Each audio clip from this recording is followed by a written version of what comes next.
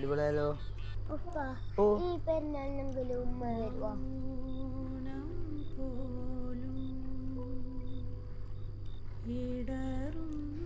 ഉപ്പ നമ്മളെന്തിനാ വലിയ പെരുന്നാൾ ആഘോഷിക്കുന്നത്?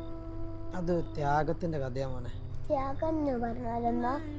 നമുക്ക് ഏറ്റവും ഇഷ്ടമുള്ള ഒന്നിനെ പടച്ചോന്റെ വിധിക്ക് വിട്ടുകൊടുക്കൂലേ, അതിനാവുമോ ത്യാഗം എന്ന് പറയുന്നത്. അമ്മോ, നമ്മളെ ഇബ്രാഹിം നബി ഇല്ലേ, അദ്ദേഹത്തിന് ഏറ്റവും ഇഷ്ടപ്പെട്ട ഒരു മോൻ ഉണ്ടായിരുന്നു, ഇസ്മയിൽ എന്ന് പേരുള്ള.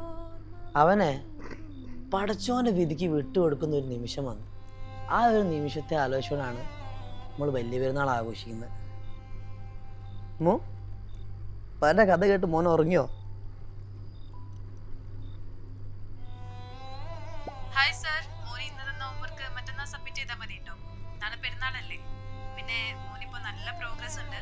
റീഡിങ്ങിലും റൈറ്റിങ്ങിലും നല്ല ഇമ്പ്രൂവ്മെന്റ് ഉണ്ട്. എസ്പെഷ്യലി കോൺഫിഡൻസ് നല്ല വ്യത്യാസമുണ്ട്. പിന്നെ മോനോട് എൻ്റെ ഈദ് മുബാറക്ക് പറയണേ.